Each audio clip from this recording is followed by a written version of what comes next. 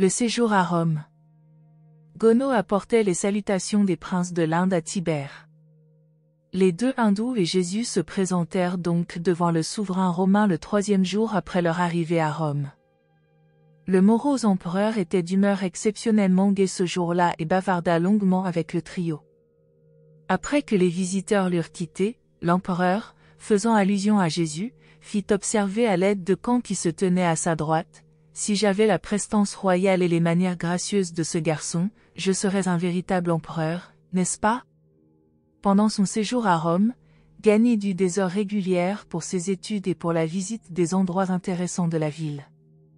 Son père avait beaucoup d'affaires à traiter.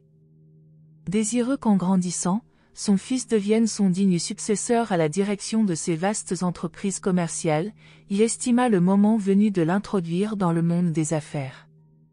De nombreux citoyens de l'Inde vivaient à Rome, et il arriva souvent que Gono se fit accompagner par l'un de ses propres employés comme interprète, de sorte que Jésus eut des journées entières à sa disposition.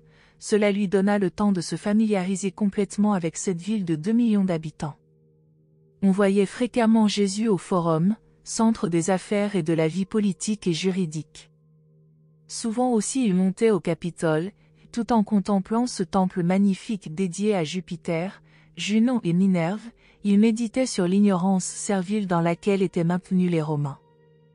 Il passait également beaucoup de temps sur le mont Palatin, où se trouvait la résidence de l'empereur, le temple d'Apollon et les bibliothèques latines et grecques.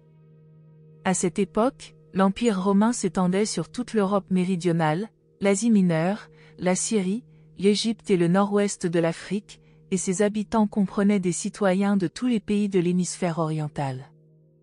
La principale raison pour laquelle Jésus avait consenti à faire ce voyage était son désir d'étudier cet agrégat cosmopolite de mortels d'Urantia et de Cymélé.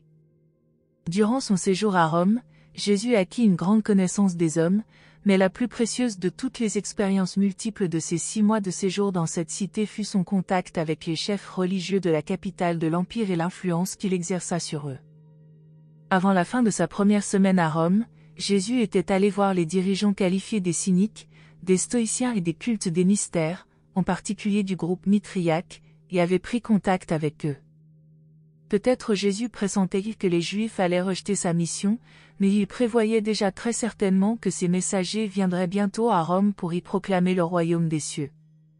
Il se mit donc, de la manière la plus étonnante, à préparer les voies pour que leur message fût mieux et plus sûrement reçu. Il choisit 5 dirigeants parmi les stoïciens, 11 parmi les cyniques et 16 parmi les maîtres du culte des mystères. Durant 6 mois, il passa une grande partie de ses loisirs en association étroite avec ses chefs religieux, et voici comment il les instruisit. Il ne s'attaqua pas une seule fois à leurs erreurs et ne mentionna même jamais les défauts de leurs enseignements. Dans chaque cas, il choisissait la part de vérité dans leurs leçons, et ensuite il entreprenait d'embellir et d'éclairer cette vérité dans leur mental de telle sorte qu'en très peu de temps, ce rehaussement de la vérité chassait efficacement l'erreur antérieure. C'est ainsi que ces hommes et ces femmes enseignés par Jésus furent préparés à reconnaître ultérieurement des vérités additionnelles et similaires dans les enseignements des premiers missionnaires chrétiens.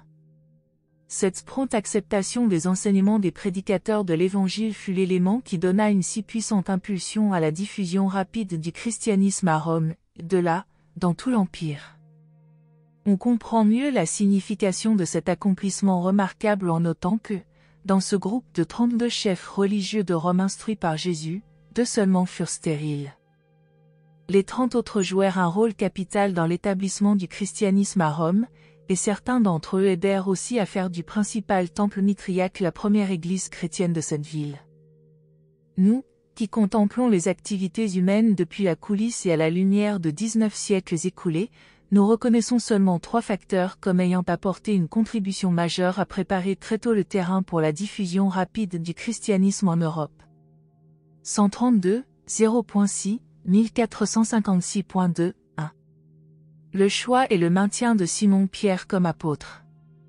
2. L'entretien à Jérusalem avec Étienne, dont la mort conduisit à gagner Saul de Tarse. 3. La préparation préliminaire des 30 Romains dont nous venons de parler, pour en faire ultérieurement les chefs de la nouvelle religion à Rome et dans tout l'Empire. Au cours de toutes leurs expériences, ni Étienne, ni les 30 sélectionnés ne comprirent jamais qu'ils avaient parlé à l'homme dont le nom était devenu le sujet de leur enseignement religieux. L'œuvre de Jésus au profit des 32 qu'il avait choisis à l'origine fut entièrement personnelle. Dans ses travaux pour ces individus, le scribe de Damas n'en rencontrait jamais plus de 3 à la fois, et rarement plus de 2, la plupart du temps, il les enseignait individuellement. Il réussit à accomplir cette grande œuvre d'éducation religieuse parce que ces hommes et ces femmes n'étaient pas prisonniers de tradition, ils n'étaient pas victimes d'idées fixes préconçues sur tous les développements religieux de l'avenir. Au cours des années qui suivirent bientôt, Pierre, Paul et les autres chrétiens qui enseignèrent à Rome entendirent maintes et maintes fois parler du scribe de Damas qui les avait précédés et qui avait si évidemment préparé, inconsciemment à leur avis, le chemin pour leur arrivée avec le nouvel évangile. Paul ne devina jamais réellement l'identité de ce scribe de Damas, mais, peu de temps avant sa mort, à cause de la similitude des descriptions de la personne, il parvint à la conclusion que le fabricant de tentes d'Antioche était aussi le scribe de Damas. En une occasion au cours de ses prédications à Rome, Simon-Pierre soupçonna, en écoutant une description du scribe de Damas, que cette personne aurait pu être Jésus, mais il rejeta promptement cette idée, sachant très bien, du moins le pensait-il, que le maître n'avait jamais été à Rome. 1. Les vraies valeurs. Ce fut avec Agamben, chef des Stoïciens, que Jésus eut un entretien durant toute une nuit au début de son séjour à Rome. Cet homme devint plus tard un grand ami de Paul et se révéla un des puissants soutiens de l'Église chrétienne à Rome. Voici en substance, et transcrit en langage moderne, ce que Jésus enseigna à Agamben. Le critère des vraies valeurs doit être recherché dans le monde spirituel et sur les niveaux divins de réalité éternelle. Pour un mortel ascendant, tous les critères matériels et de bas niveau doivent être considérés comme transitoires, partiels et inférieurs. Le scientifique, en tant que tel, est limité à la découverte du rapport des faits matériels entre eux.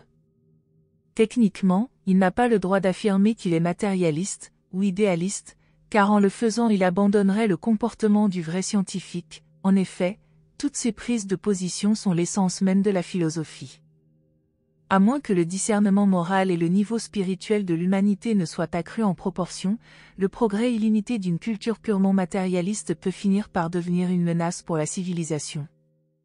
Une science purement matérialiste recèle en elle-même le germe potentiel de destruction de tout effort scientifique, car un pareil comportement laisse présager l'effondrement ultime d'une civilisation qui a abandonné son sens des valeurs morales et répudié son but spirituel de réalisation. Les scientifiques matérialistes et les idéalistes extrémistes sont destinés à être toujours en conflit, mais ce n'est pas le cas pour les scientifiques et les idéalistes qui utilisent les mêmes normes d'appréciation en ce qui concerne les hautes valeurs morales et les niveaux d'épreuves spirituelles.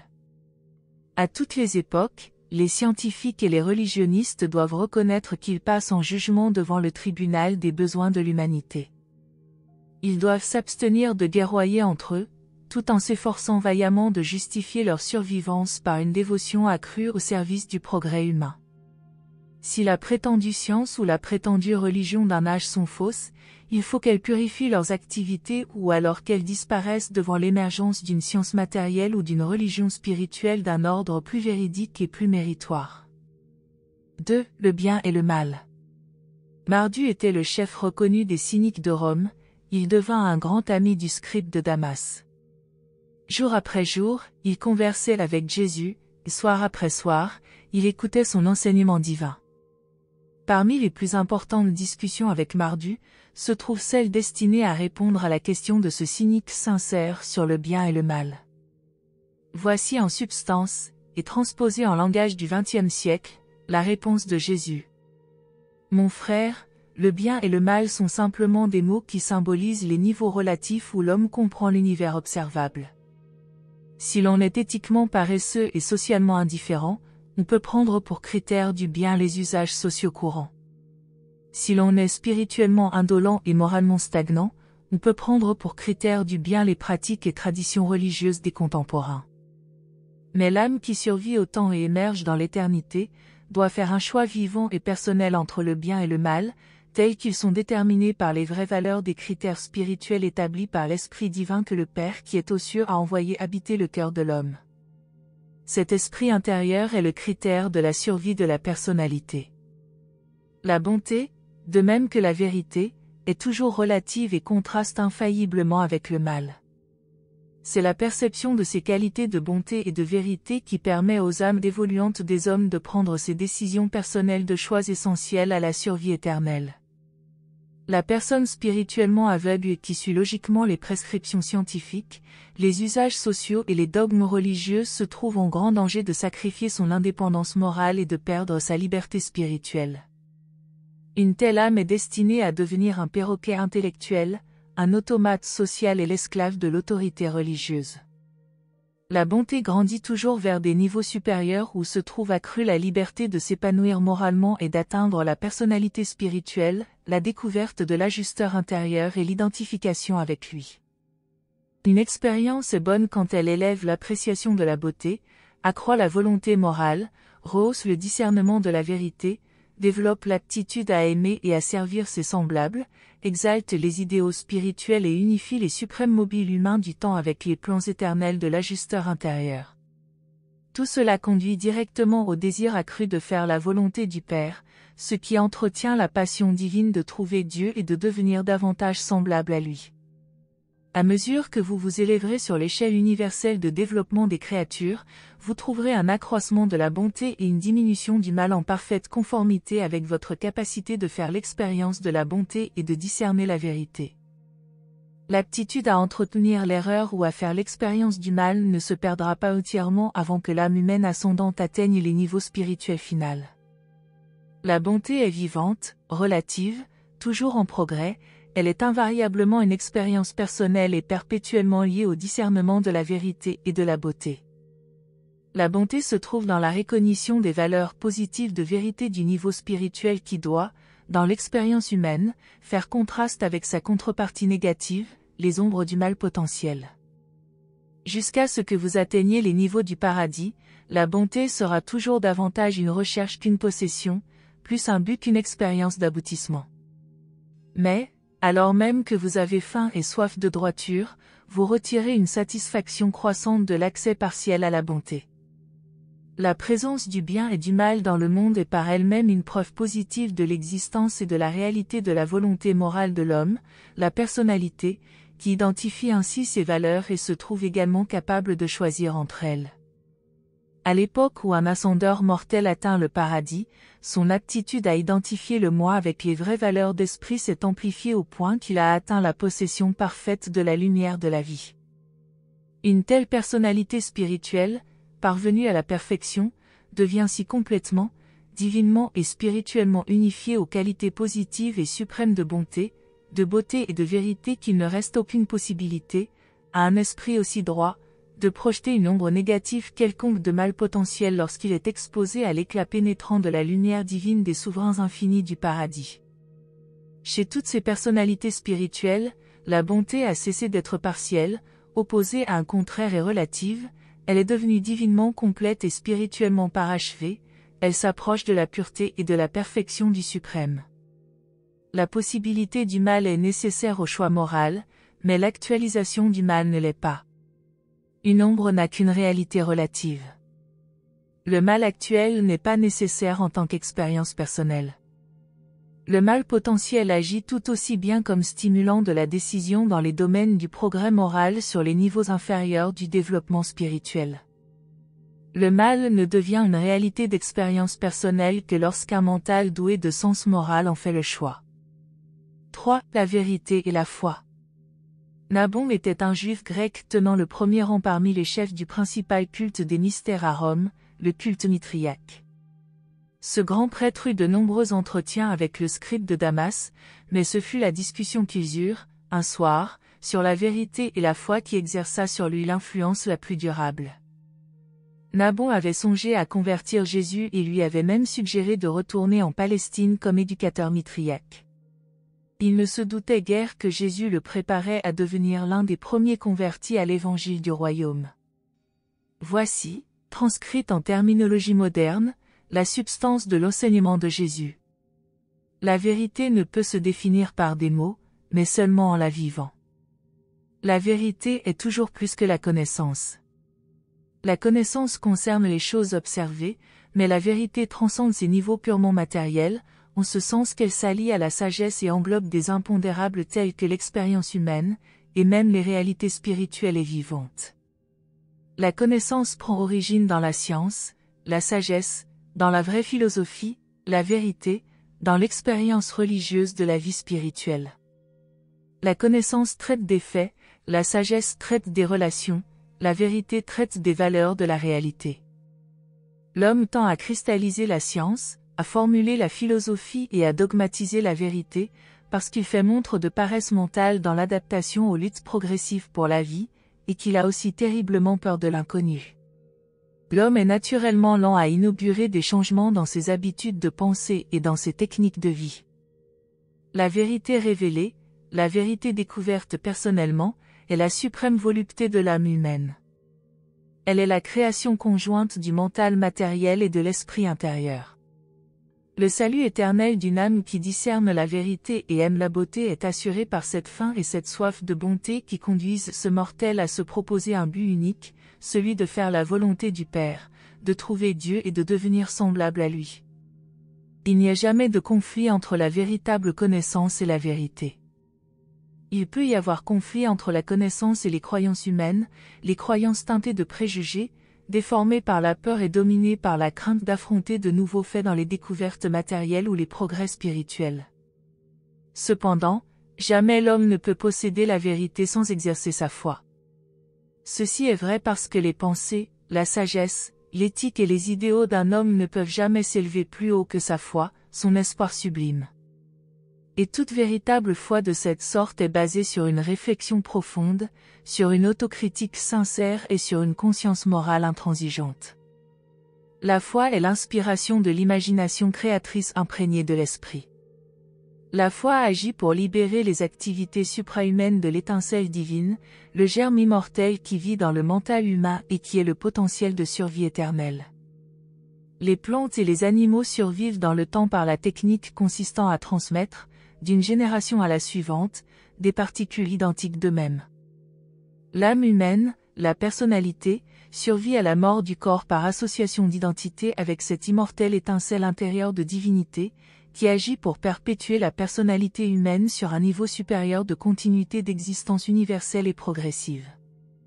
Le germe caché de l'âme humaine est un esprit immortel. La deuxième génération de l'âme est la première des manifestations successives de la personnalité dans des existences spirituelles et progressives qui ne prennent fin qu'au moment où l'entité divine atteint la source de son existence, la source personnelle de toute existence, Dieu, le Père universel. La vie humaine continue, survit, parce qu'elle a une fonction dans l'univers, la tâche de trouver Dieu. Animée par la foi, l'âme de l'homme ne peut s'arrêter avant d'avoir atteint ce but de la destinée. Quand elle a atteint ce but divin, elle ne peut plus prendre fin, car elle est devenue semblable à Dieu, éternel. L'évolution spirituelle est une expérience du choix croissant et volontaire de la bonté, accompagnée d'une diminution égale et progressive de la possibilité du mal.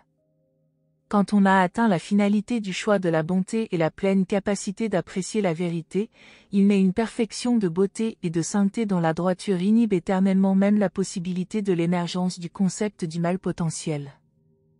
L'âme qui connaît ainsi Dieu ne projette aucune ombre de mal qui sème le doute quand elle opère sur un niveau d'esprit aussi élevé de divine bonté.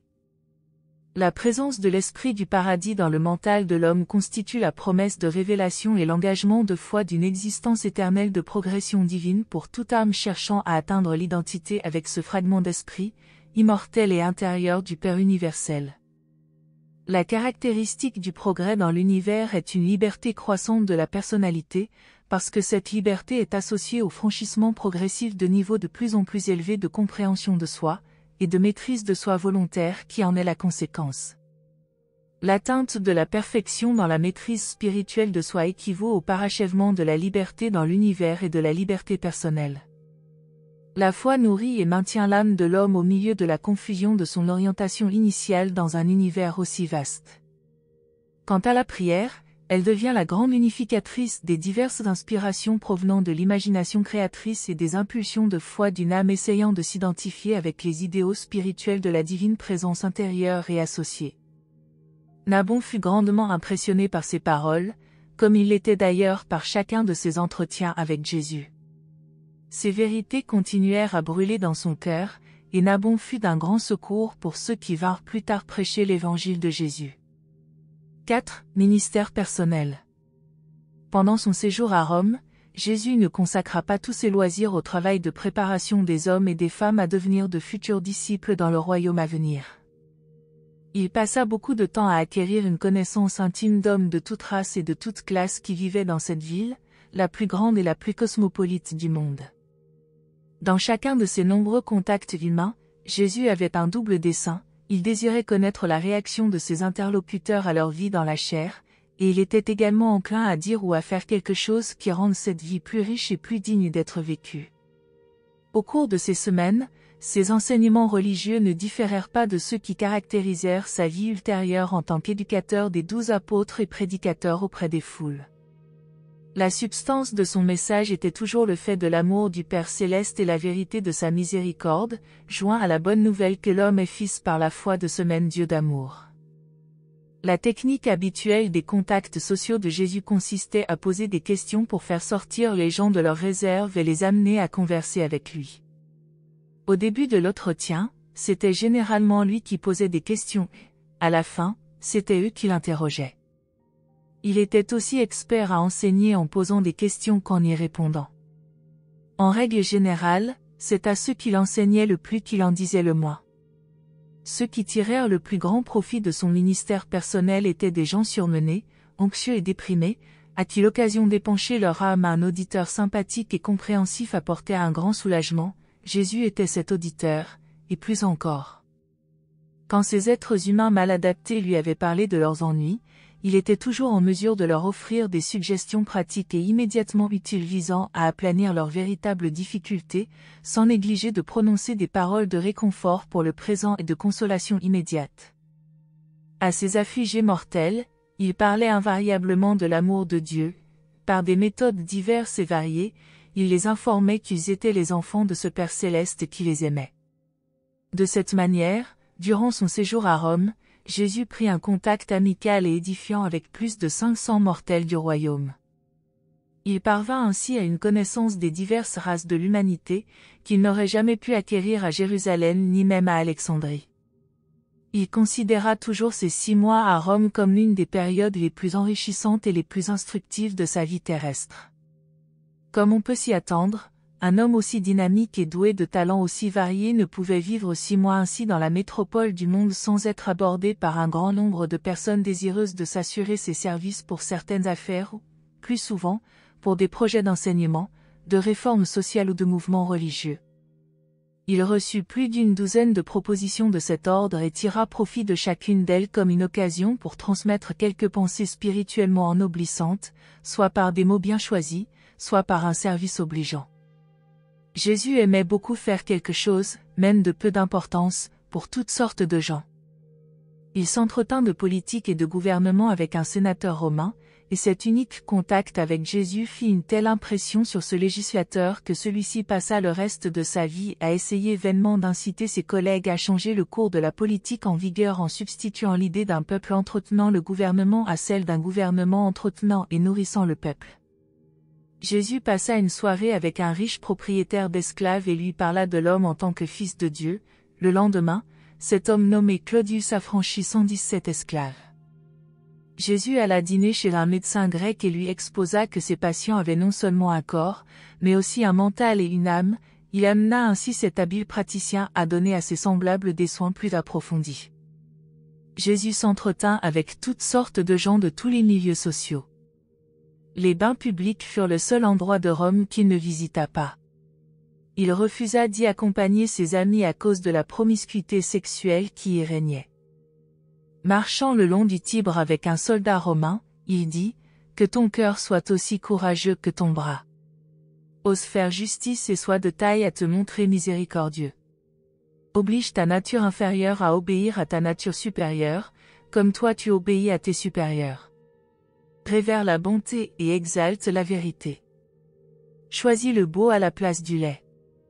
Aime ton prochain et recherche Dieu de tout ton cœur, car Dieu est ton Père dans les cieux. » À l'orateur du forum, Jésus dit, « Ton éloquence est plaisante, ta logique est admirable, ta voix est agréable, mais ton enseignement n'est guère conforme à la vérité. Si seulement tu pouvais jouir de la satisfaction inspirante de connaître Dieu comme ton Père spirituel, alors tu pourrais employer ta puissance d'élocution à libérer tes semblables de la servitude des ténèbres et de l'esclavage de l'ignorance. Cet homme appelé Marcus fut celui qui entendit plus tard Pierre prêcher à Rome et devint son successeur. Lors de la crucifixion de Simon-Pierre, ce fut lui qui défia les persécuteurs romains et continua audacieusement à prêcher le nouvel évangile. Rencontrant un pauvre homme qui avait été accusé à tort, Jésus l'accompagna devant le magistrat et reçut l'autorisation spéciale de comparaître en son lieu et place. Il fit alors le superbe discours dans lequel il dit « La justice assure la grandeur d'une nation, et plus une nation est grande, plus elle doit être soucieuse que l'injustice n'atteigne pas même son plus humble citoyen. Malheur à une nation où seuls ceux qui possèdent de l'argent et de l'influence peuvent obtenir promptement justice devant les tribunaux. Un magistrat a le devoir sacré d'acquitter l'innocent aussi bien que de punir le coupable. La survie d'une nation dépend de l'impartialité, de l'équité et de l'intégrité de ses tribunaux. Le gouvernement civil est fondé sur la justice, de même que la vraie religion est basée sur la miséricorde. Le juge reconsidéra le cas, après passage au crible des témoignages, il libéra le prévenu. Parmi toutes les activités de Jésus au cours de cette époque de ministère personnel, cet incident fut celui où il fut le plus près d'intervenir publiquement. 5. Conseil à l'homme riche. Un homme riche, citoyen romain et stoïcien, vint à beaucoup s'intéresser aux enseignements de Jésus, à qui il avait été présenté par Angamon. Après plusieurs entretiens particuliers, ce riche citoyen demanda à Jésus ce qu'il ferait d'une fortune s'il la possédait, et Jésus lui répondit « Je consacrerai la richesse matérielle à élever le niveau de la vie matérielle, de même que j'offrirai ma connaissance, ma sagesse et mes services spirituels pour enrichir la vie intellectuelle, ennoblir la vie sociale et faire progresser la vie spirituelle. J'administrerai les biens matériels comme un sage et efficace dépositaire des ressources d'une génération pour le profit et l'ennoblissement des générations suivantes. » Cependant l'homme riche ne fut pas entièrement satisfait de la réponse de Jésus et s'enhardit à demander de nouveau « Mais que crois-tu qu'un homme dans ma position devrait faire de sa fortune? Dois-je la garder ou la distribuer ?» Et, lorsque Jésus se rendit compte que cet homme désirait réellement mieux connaître la vérité au sujet de sa fidélité envers Dieu et de ses devoirs envers les hommes, il développa sa réponse en lui disant « Mon bon ami, je discerne que tu cherches sincèrement la sagesse et que tu aimes honnêtement la vérité, je suis donc disposé à t'exposer mon point de vue sur la solution de tes problèmes concernant les responsabilités de la fortune. Je le fais parce que tu m'as demandé conseil, en te donnant cet avis, je ne m'occupe de la fortune d'aucun autre homme riche. Je ne donne ces conseils qu'à toi, et pour ta gouverne personnelle. Si tu désires honnêtement considérer ta fortune comme un dépôt, si tu souhaites réellement devenir un gérant sage et efficace de tes capitaux accumulés, alors je te conseille de faire l'analyse suivante des sources de tes richesses. Demande-toi, en faisant de ton mieux pour trouver la réponse honnête, d'où elles viennent? Pour t'aider à analyser l'origine de ta grande fortune, je suggérerais que tu gardes présente à la mémoire les 10 méthodes différentes suivantes pour amasser des biens matériels. 1. La fortune héritée, les richesses provenant des parents et autres ancêtres. 2. La fortune découverte, les richesses tirées des ressources inexploitées de la terre nourricière. 3. La fortune commerciale, les richesses obtenues comme bénéfice équitable dans l'échange et le troc des biens matériels. 4. La fortune injuste, les richesses tirées de l'exploitation inéquitable de ses semblables ou de leur réduction à l'esclavage. 5. La fortune des intérêts, le revenu tiré des possibilités de rendement juste et équitable des capitaux investis. 6. La fortune due au génie, les richesses récompensant les dons créatifs et inventifs du mental humain. 7. La fortune fortuite, les richesses tirées de la générosité de ses semblables ou prenant origine dans les circonstances de la vie. 8. La fortune volée, les richesses obtenues par injustice, malhonnêteté, vol ou fraude.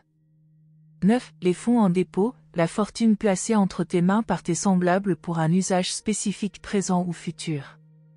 dit la fortune gagnée, les richesses tirées directement de ton propre travail personnel, la juste et équitable rémunération de tes propres efforts quotidiens, mentaux et physiques. Donc, mon ami, si tu veux être, devant Dieu et au service des hommes, un fidèle et juste gérant de ta grande fortune, il faut la diviser approximativement entre ces 10 grandes catégories, et administrer ensuite chaque portion conformément à l'interprétation sage et honnête des lois de la justice, de l'équité, de la loyauté et de la véritable efficacité. Cependant, le Dieu du ciel ne te condamnerait pas si, dans des situations douteuses, tu te trompais parfois par considération miséricordieuse et désintéressée pour la détresse des victimes souffrant des circonstances malheureuses de la vie mortelle. Lorsque tu éprouves honnêtement des doutes sur l'équité et la justice de certaines situations matérielles, que tes décisions favorisent ceux qui sont dans le besoin. Efforce-toi d'aider les personnes qui, par malheur, souffrent de privations imméritées. Après avoir discuté ces sujets pendant plusieurs heures, l'homme riche demanda des instructions plus complètes et plus détaillées, et Jésus développa ses conseils en disant en substance, en t'offrant de nouvelles suggestions concernant ton attitude envers ta fortune, je te recommande de recevoir mes avis comme donnés exclusivement pour toi et pour ta gouverne personnelle. Je ne parle que pour mon compte et à toi comme à un ami interrogateur. Je te conjure de ne pas dicter à d'autres hommes riches la manière dont ils doivent considérer leur fortune. Je te donne les conseils suivants. 1. Comme gérant d'une fortune héritée, il faut considérer son origine. Tu es moralement obligé de représenter la génération passée dans la transmission honnête de la fortune légitime aux générations suivantes après en avoir déduit un péage équitable au profit de la génération présente. Mais tu n'es pas obligé de perpétuer une malhonnêteté ou une injustice impliquée dans l'accumulation non équitable d'une fortune par tes ancêtres. Si une partie de ta fortune héritée se révèle provenir de fraude ou d'injustice, tu peux la débourser conformément à tes convictions sur la justice, la générosité et la restitution. Quant au reste de ta fortune légitimement héritée, tu peux en disposer équitablement et la transmettre sans crainte en tant que dépositaire d'une génération pour le compte de la suivante. Une sage discrimination et un jugement sain devraient dicter tes dispositions testamentaires. 2. Toute personne qui jouit d'une fortune provenant de découverte devrait se rappeler que chaque individu ne vit sur Terre que pendant un court laps de temps. En conséquence, il devrait prendre des dispositions adéquates pour partager le bénéfice de ses découvertes d'une manière utile avec le plus grand nombre possible de ses semblables. Le prospecteur ne doit pas se voir refuser toute récompense pour ses efforts de découverte, mais il ne doit pas non plus prétendre égoïstement s'arroger tous les avantages et bienfaits provenant de la mise au jour des ressources accumulées par la nature. 3. Tant que les hommes choisissent de mener les affaires du monde par le commerce et le troc, ils ont le droit d'en tirer un bénéfice équitable et légitime. Tout commerçant mérite une rémunération pour ses services, tout marchand a droit à son salaire. L'équité commerciale et le traitement honnête accordé aux membres des affaires organisées du monde créent toutes sortes de fortunes par bénéfice. Ces sources de richesse doivent être jugées d'après les principes supérieurs de justice, d'honnêteté et d'équité. Un commerçant honnête ne doit pas hésiter à prendre pour une opération donnée le bénéfice qu'il accorderait volontiers à un collègue dans une affaire analogue. Bien que cette sorte de profit, quand les affaires se traitent sur une grande échelle, ne soit pas identique aux revenus gagnés individuellement, une fortune ainsi accumulée honnêtement confère à son possesseur un droit considérable à faire entendre sa voix quand il s'agit de la répartir. 4. Nul mortel connaissant Dieu et cherchant à faire la volonté divine ne peut s'abaisser à exercer des contraintes au moyen de sa fortune. Nul homme noble ne s'efforcera d'accumuler des richesses et d'amasser une puissance financière par l'esclavage ou l'exploitation injuste de ses frères dans la chair. Quand la richesse est tirée du labeur d'humains opprimés, elle est un fléau moral et un stigmate spirituel. Toute fortune de cet ordre devrait être restituée à ceux qui ont été ainsi dépossédés, ou à leurs enfants et à leurs petits-enfants. On ne peut bâtir une civilisation durable sur la pratique consistant à frustrer les travailleurs de leur salaire. 5. Le capital honnête a droit à des intérêts. Tant que les hommes empruntent et prêtent, ils peuvent percevoir un intérêt équitable, pourvu que la somme prêtée ait été acquise légitimement. Appure d'abord ton capital avant de prétendre à des intérêts. Ne deviens pas mesquin et cupide au point de t'abaisser à pratiquer l'usure. Ne te permets jamais d'être assez égoïste pour employer le pouvoir de l'argent à gagner un avantage injuste sur tes semblables qui se débattent. Ne cède pas à la tentation d'exiger des intérêts usuraires de ton frère s'il a des embarras financiers. Si par hasard tu gagnes une fortune par des traits de génie, si tes richesses représentent la rémunération de tes dons inventifs, ne réclame pas une portion injuste de cette rémunération. Un génie est redevable de quelque chose aussi bien à ses ancêtres qu'à sa progéniture, de même il encourt des obligations envers la race, la nation et l'entourage de ses découvertes originales. Il ne doit pas oublier que c'est en tant qu'homme parmi les hommes qu'il a travaillé à ses inventions et les a mises au point. Par contre, il serait injuste de priver un génie de toutes les plus-values de sa fortune. D'ailleurs, il sera toujours impossible aux hommes d'établir des lois et des règlements uniformément applicables à tous les problèmes de distribution équitable des richesses. Il faut d'abord reconnaître les hommes comme tes frères. Si tu désires honnêtement les traiter comme tu souhaiterais toi-même être traité, les impératifs ordinaires d'honnêteté et d'équité te guideront dans le règlement juste et impartial de tous les problèmes périodiques concernant les rémunérations économiques et la justice sociale. Sauf pour les honoraires justes et légitimes gagnés dans l'administration de ses biens, nul homme ne devrait émettre de prétentions personnelles sur la fortune que le temps et la chance peuvent avoir placée entre ses mains. Il faut un peu considérer les richesses accidentelles comme un dépôt de confiance à dépenser au profit de votre groupe économique ou social. Les possesseurs de cette fortune devraient avoir une voix majoritaire pour déterminer la distribution sage et efficace de ces biens non gagnés. Les hommes civilisés cesseront un jour de considérer tout ce qu'ils contrôlent comme leur propriété personnelle et privée. Puis, si une portion quelconque de ta fortune provient sciemment de fraude, si une fraction de tes biens a été amassée par des pratiques malhonnêtes ou par des méthodes inéquitables, si tes richesses sont le produit d'affaires traitées injustement avec tes semblables, à toi de restituer tous ces gains mal acquis à leurs légitimes propriétaires. Répare entièrement les torts et épure ainsi ta fortune de tous ces éléments malhonnêtes. 9. La gestion des biens par une personne pour le compte de certaines autres est une responsabilité solennelle et sacrée. Ne hasarde pas ce dépôt, ne le mets pas en péril. N'en prélève pour toi-même que la fraction reconnue équitable par tous les honnêtes gens. Dis, la partie de ta fortune qui représente les gains dus à tes propres efforts physiques et mentaux, si tu as travaillé loyalement et équitablement, est véritablement à toi.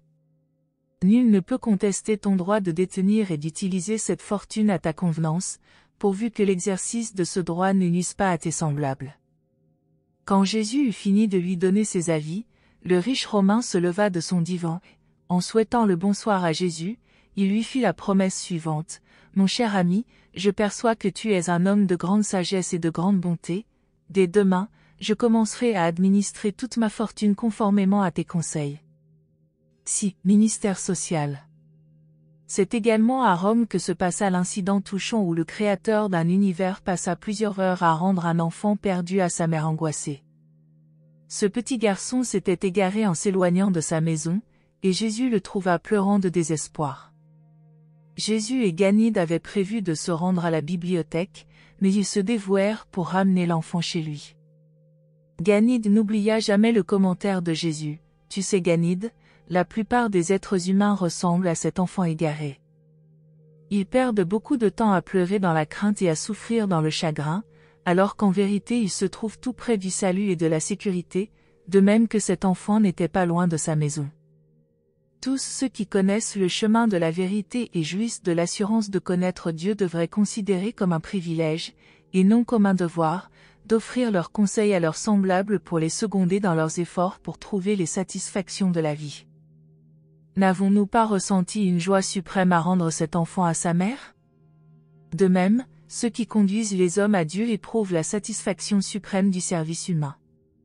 À partir de ce jour-là et durant le reste de sa vie sur terre, Ganide fut toujours à l'affût d'enfants perdus qu'il pourrait ramener à leur foyer. Il y avait une veuve avec 5 enfants dont le mari avait été tué dans un accident. Jésus raconta à Ganide comment il avait lui-même perdu son père dans un accident. Il allèrent maintes fois réconforter cette mère et ses enfants, et Ganide demanda de l'argent à son père pour leur fournir des vivres et des vêtements. Ils ne cessèrent pas leurs efforts avant d'avoir trouvé un emploi pour le fils aîné, de manière qu'il puisse contribuer à l'entretien de la famille. Ce soir-là, tandis que Gono écoutait le récit de ses expériences, il dit avec bonhomie à Jésus, « Je me propose de faire de mon fils un érudit ou un homme d'affaires, et maintenant tu commences à en faire un philosophe ou un philanthrope. » Jésus répondit en souriant, « Peut-être ferons-nous de lui tous les quatre. Il pourra alors jouir d'une quadruple satisfaction dans la vie, car son oreille subtile destinée à reconnaître la mélodie humaine pourra discerner 4 toniques au lieu d'une seule. » Alors Gono dit, « Je perçois que tu es réellement un philosophe. Il faut que tu écrives un livre pour les générations futures. » Et Jésus répondit, « Par un livre, ma mission est de vivre une vie dans cette génération et pour toutes les générations. » Mais il s'arrêta et dit à Ganide, « Mon fils, il est l'heure d'aller se coucher. » 7 voyages autour de Rome. Jésus, Gono et Ganide firent 5 voyages en partant de Rome vers des points intéressants du territoire environnant. Au cours de leur visite de la région des lacs italiens du Nord, Jésus eut un long entretien avec Ganide sur l'impossibilité de donner à un homme des enseignements sur Dieu si cet homme ne désire pas connaître Dieu. Au cours de leur trajet vers les lacs, ils avaient rencontré par hasard un païen borné, et Ganide fut surpris de voir que Jésus, contrairement à sa manière de faire habituelle, n'entraînait pas cet homme dans une conversation qui aurait naturellement conduit à discuter des questions spirituelles. Lorsque Ganide demanda à son maître pourquoi il portait si peu d'intérêt à ce païen, Jésus répondit. Ganide, cet homme n'avait pas soif de vérité. Il n'était pas mécontent de lui-même. Il n'était pas prêt à appeler à l'aide, et les yeux de son mental n'étaient pas ouverts pour recevoir la lumière destinée à l'âme. Cet homme n'était pas mûr pour la moisson du salut. Il faut lui accorder un délai pour que les épreuves et les difficultés de la vie le préparent à recevoir la sagesse et la connaissance supérieure. Ou bien encore, s'il pouvait venir vivre avec nous, nous pourrions par notre vie lui montrer le Père qui est aux cieux, nos vies, en tant que fils de Dieu, pourraient l'attirer au point de l'obliger à s'enquérir de notre Père. On ne peut révéler Dieu à ceux qui ne le cherchent pas, ni conduire des âmes réticentes aux joies du salut. Il faut que les expériences de la vie aient donné à l'homme la soif de la vérité ou bien qu'il désire connaître Dieu par suite du contact avec la vie de ceux qui connaissent le divin Père avant qu'un autre être humain puisse agir comme intermédiaire pour conduire un tel compagnon mortel à croire au Père qui est aux cieux. Si nous connaissons Dieu, notre véritable travail sur terre consiste à vivre de manière à permettre au Père de se révéler à travers notre vie. Ainsi, toutes les personnes qui recherchent Dieu verront le Père et recourront à notre aide pour mieux connaître le Dieu qui réussit à s'exprimer de cette manière dans notre vie. Ce fut dans la montagne, au cours de leur voyage en Suisse, que Jésus eut, avec le Père et le Fils, un entretien de toute une journée sur le bouddhisme. Ganide avait bien des fois posé à Jésus des questions directes sur Bouddha, mais avait toujours reçu des réponses plus ou moins évasives. Ce jour-là, en présence de son fils, le Père posa à Jésus une question directe concernant Bouddha et reçut une réponse directe. Gono dit, « Je voudrais réellement savoir ce que tu penses de Bouddha. » Et Jésus répondit, « Votre Bouddha fut très supérieur à votre bouddhisme. Bouddha fut un grand homme, et même un prophète pour son peuple, mais un prophète orphelin. Je veux dire par là que, de bonne heure, il perdit de vue son Père spirituel, le Père qui est aux cieux. Son expérience fut tragique. Il essaya de vivre et d'enseigner en tant que messager de Dieu, mais sans Dieu. Bouddha dirigea son navire du salut droit vers le port de sécurité, jusqu'à l'entrée du havre de salut des mortels, et là, à cause de plans de navigation erronés, le bon navire s'échoua à la côte. Il y est resté pendant de nombreuses générations, immobile et presque irrémédiablement bloqué. Beaucoup de vos compatriotes sont restés sur ce bateau pendant toutes ces années. Ils vivent à portée de voie des eaux tranquilles du repos, mais refusent d'y entrer parce que la noble embarcation du bon Bouddha a eu la malchance d'échouer juste à côté du port. Les peuples bouddhistes n'entreront jamais dans cette rade à moins d'abandonner le navire philosophique de leur prophète et de saisir son noble esprit. Si votre peuple était resté fidèle à l'esprit de Bouddha, il y a longtemps que vous seriez entré dans votre havre de tranquillité d'esprit, de repos d'âme et d'assurance de salut. Tu vois, Gono, Bouddha connaissait Dieu en esprit, mais ne réussit pas à le découvrir clairement mentalement. Les Juifs découvrirent Dieu mentalement, mais manquèrent dans une large mesure de le connaître en esprit. Aujourd'hui, les bouddhistes pataugent dans une philosophie sans Dieu, tandis que mon peuple est pitoyablement enchaîné à la crainte d'un Dieu et dépourvu d'une philosophie salvatrice de vie et de liberté. Vous avez une philosophie sans Dieu, les Juifs ont un Dieu, mais sont largement dépourvus d'une philosophie de vie qui y soit reliée. Faute d'avoir la vision de Dieu en tant qu'esprit et père, Bouddha n'a pas réussi à apporter dans son enseignement l'énergie morale et la force motrice spirituelle qu'une religion doit posséder pour changer une race et élever une nation.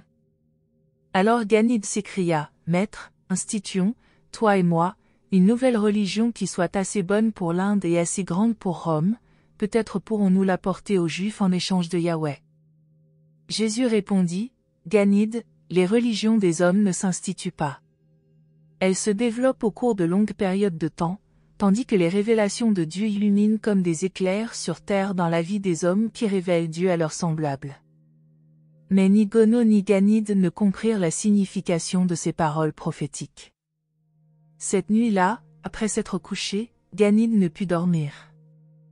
Il parla longuement à son père et finit par dire, « Tu sais, père, je crois parfois que Joshua est un prophète. » Et son père répondit seulement d'un ton somnolent, « Mon fils, il y en a d'autres. » À partir de ce jour-là et pendant le reste de sa vie terrestre, Ganid continua à élaborer une religion à lui. Il était mentalement très impressionné par la largeur d'esprit, l'équité et la tolérance de Jésus. Dans toutes leurs discussions philosophiques et religieuses, jamais le jeune homme n'éprouva de ressentiment, ni de réaction d'antagonisme. Quelle scène à contempler pour les intelligences célestes que ce spectacle d'un adolescent hindou proposant au Créateur d'un univers d'instituer avec lui une nouvelle religion. Or, bien que le jeune homme ne le sût pas, ils étaient bel et bien en train d'établir une religion nouvelle et éternelle, une nouvelle voie de salut, la révélation de Dieu aux hommes par Jésus et en Jésus. Ce que le jeune homme souhaitait faire le plus au monde, il était inconsciemment occupé à le faire. Il en fut et il en est toujours ainsi. Quand l'imagination humaine éclairée et réfléchie, spirituellement instruite et guidée, cherche, de tout cœur et avec désintéressement, à faire ou à être quelque chose, elle devient créative dans une mesure appréciable selon le degré de consécration du mortel à faire divinement la volonté du Père. Quand l'homme s'associe à Dieu, de grands événements peuvent se produire et se produisent effectivement. Merci de nous avoir rejoints aujourd'hui, je vous retrouve bientôt pour des histoires passionnantes.